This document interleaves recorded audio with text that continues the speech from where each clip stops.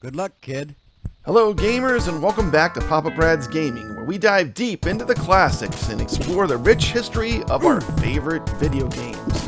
Today we're going to take a look at the groundbreaking beat-em-up game that paved the way for many others in the genre. Get ready for some action as we talk about Taito's Renegade. Let's get it started.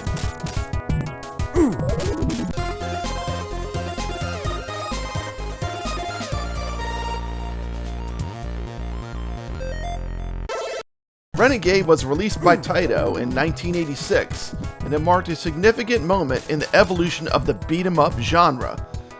Known as Kunio-kun in Japan, the game was developed by Technos Japan and brought to the West by Taito.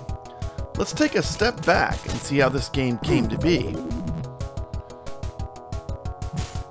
The story begins in Japan, where the game's original version was created in response to the real-life experience of the game's director, Yoshihisa Kishimoto.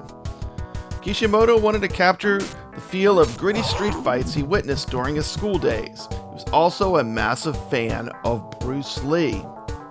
The main character, Kunio, was named after one of Kishimoto's high school friends.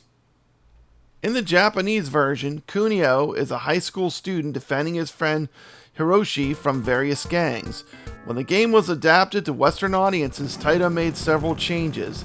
The protagonist was renamed Mr. K, and the storyline shifted to Mr. K rescuing his girlfriend from a gang.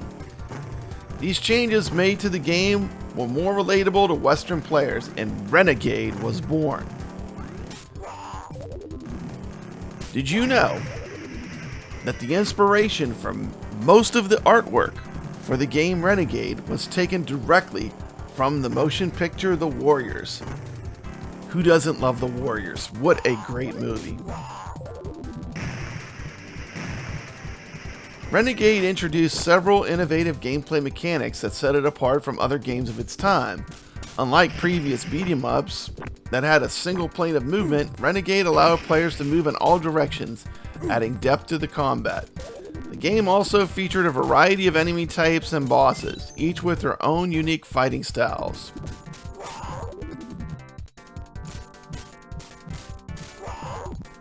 The controls in Renegade were another highlight. Players could punch, kick, and grab enemies as well as execute running attacks.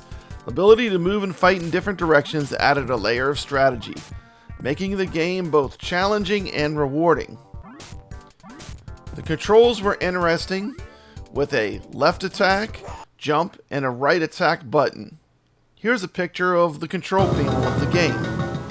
Basic controls of the game: you have the joystick, which moves up, down, left, right, moves your character. If you're moving in on the right hand side, you have your left, right attack button. If you move in right, push the right attack button, you punch right.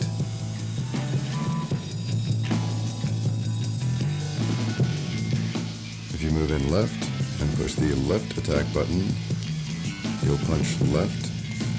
While you're doing this, if an opponent comes up behind you as you're punching left, you can push the right hand attack button and do a back kick.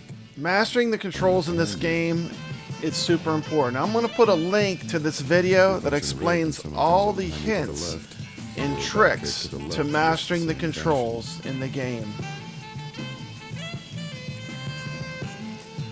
If you push the jump. Renegade consists basically of a single hero going through shady places, running gangs out of town. There are 5 separate scenes with about 7 people to kill in the first 3 and 4 in the last 2. You get 2 minutes per scene to kill them. In order to kill a person, you must knock them down a certain number of times, and 4 scenes have a boss that must be knocked out more times than any of his henchmen. Your man is given 10 knockdown points to start, which allow you to be knocked out without being killed. You get 1 extra man at 30,000. Each time you pass through all 5 scenes, the people must be knocked 1 more time.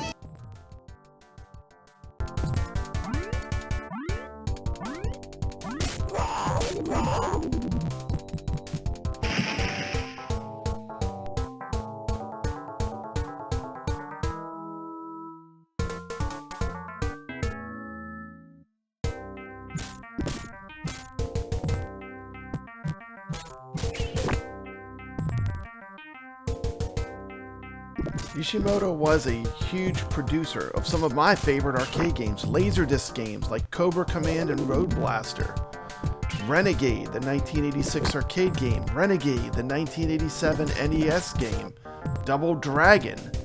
I mean, that's almost where beat-em-ups begin, almost like the origin of beat-em-ups.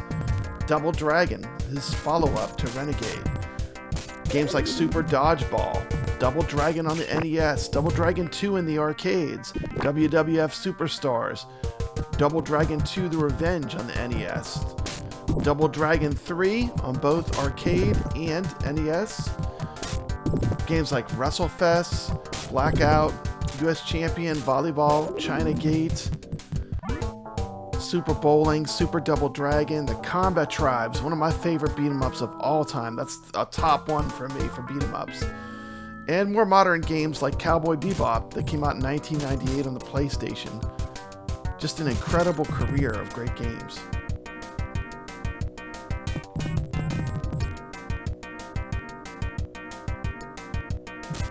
Kishimoto, the mastermind behind Renegade, went on to create several other iconic games, including the legendary Double Dragon series. His work on Renegade laid the foundation for these future classics and influenced countless other beat-em-ups. In many ways, Renegade is the beginning of the beat-em-up genre.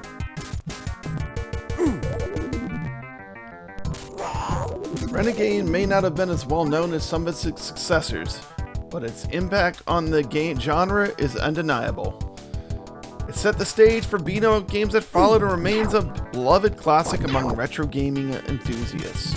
So the next time you fire up a beat-em-up game, remember the roots of the genre and give a nod to Renegade.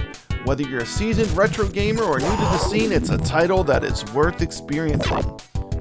Thanks for joining me on this journey through gaming history. If you enjoyed this video, don't forget to like, subscribe, and hit that notification bell so you never miss an update. And as always, keep the retro gaming spirit alive and stay legit. This has been Papa Brad signing off. Until next time, happy gaming.